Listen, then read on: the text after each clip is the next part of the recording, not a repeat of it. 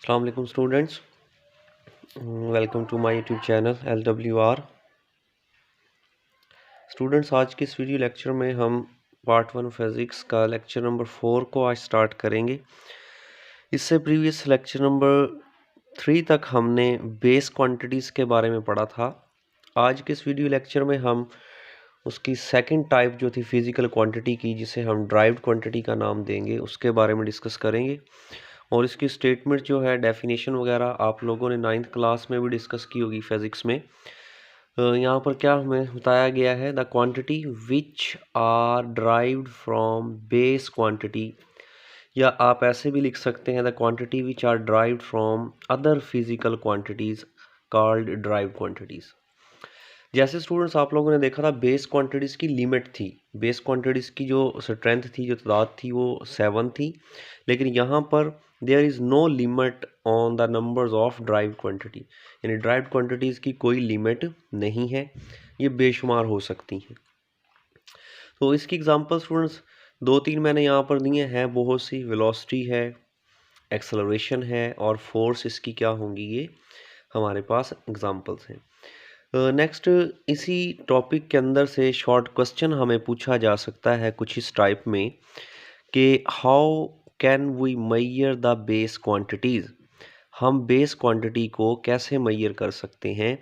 तो उसका answer students है, बेस क्वांटिटी जो है, for measurement of base quantity there are 2 types, दो उसकी टाइप्स हैं।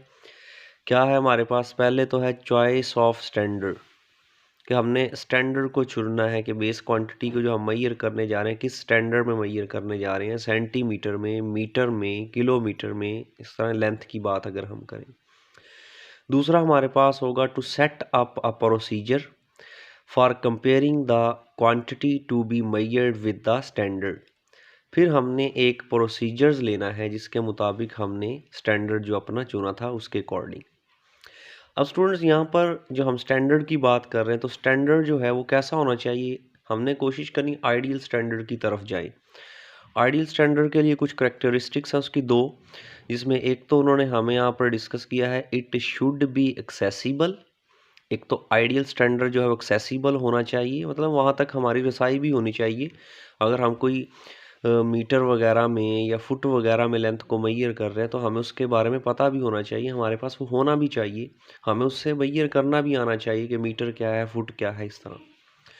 नंबर 2 पे, it should be in variables, और वो चेंज ना हो, कि ये ना हो हमारे पास यहाँ पर 1 फुट कुछ और लेंथ में आ रहा है, हम अगर वेरिएबल जगह चेंज कर दें, हाइट पर चले जाएं या किसी और सिटी में चले जाएं, तो वो फुट की वैल्यू वहाँ पर चेंज हो जाए। तो इस तरह नहीं होना चाहिए, वो इनवेरिएबल होना चाहिए, कि तब्दील ना हो वो। तो स्टूडेंट्स, ये तो आज के इस वीडियो लेक्चर में चंद एक मैंने टॉपिक्स को बस डिस्कस किया है, क्योंकि आज के इस टॉपिक में कुछ MCQs की तादाद थोड़ी ज़्यादा थी, मैं उसको आज डिस्कस करने लगा हूँ। कुछ MCQs जो है ये साइड पर लिखे हैं यहाँ पर, और एक नीचे भी है। सबसे पहले तो हम ये देखेंगे, वेरी वेरी इंपॉर्टेंट MCQs है students, how many numbers of physical quantities, physical quantities की तादाद कितनी है, 7 है, 5 है, इनफाइनट है, और नन ऑफ दीज। तो बहुत से स्टूडेंट्स 7 पर टिक कर देते हैं। अगर आपने पिछला लेक्चर देखा था तो उसमें हमने बेस क्वांटिटीज़ के बारे में पढ़ा था कि वो 7 होती हैं, जबकि फ़िज़िकल क्वांटिटी की कोई लिमिट नहीं होती, फ़िज़िकल क्वांटिटी बेशुमार हैं। हम फ़िज़िकल क्वांटिटी की डेफिनेशन भी पढ़ चुके हैं। हर वो क्वांटिटीज़ जिसको हम मैयर कर सकें, हमारे आसपास बहुत सी हमें ऐसी मिकदारें, ऐसी क्वांटिटीज़ नज़र आती हैं जिनकी हम पैमाइश कर सकते हैं, और अगर हम वो काउंटिंग करना शुरू कर दें तो बेशुमार हो जाएंगी। तो इसलिए स्टूडेंट, फिज़िकल क्वांटिटीज़ की जो तादाद है वो याद रखिएगा, वो इन्फिनिटी हैं, वो हमारे पास क्या होंगी, इन्फिनिटी होगी। बेस क्वांटिटी के बारे में ये MCQ चेंज भी कर सकता है, how many numbers of base quantity, फिर आप 7 पे टिक करेंगे। जब फिजिकल क्वांटिटी के बारे में पूछे, फिर वो 7 नहीं, वो इन्फिनिटी है वो फिर।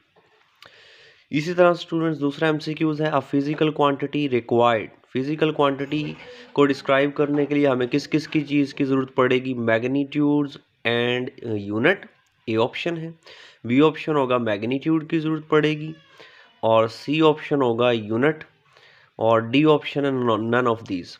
तो स्टूडेंट्स याद रखिएगा, फिजिकल क्वांटिटी को डिस्क्राइब करने के लिए हमें दोनों चीज़ों की ज़रूरत पड़ेगी, मैग्नीट्यूड की और यूनिट की उसकी। अभी स्टूडेंट्स यही एमसीक्यूज यहाँ पर हमें इस तरह से भी पूछा जा सकता है, the magnitude become larger when units are. जब मैग्नीट्यूड्स लार्ज होती जाएगी तो यूनिट्स क्या होता जाएगा, यूनिट स्मॉल होता जाएगा। स्टूडेंट्स याद रखिएगा, यूनिट स्मॉलर की तरफ जाएगा। कैसे, अब ये देखें, मैं यहाँ पर लिख रहा हूँ 1 किलोमीटर, 1 किलोमीटर। आप सब जानते हैं स्टूडेंट्स 1 किलोमीटर को हम 1000 मीटर भी लिख सकते हैं, क्योंकि 1 किलोमीटर में 1000 मीटर होते हैं। अब यहाँ पर स्टूडेंट ज़रा गौर करें, यूनिट है बड़ा यानी किलोमीटर, ठीक है, यूनिट क्या है बड़ा, बट मैग्नीट्यूड क्या है, स्मॉल है।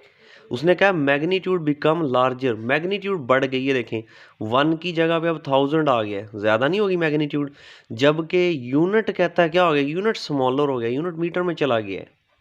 ये बड़ा इंपॉर्टेंट है कि यहाँ पर एमसीक्यूज था।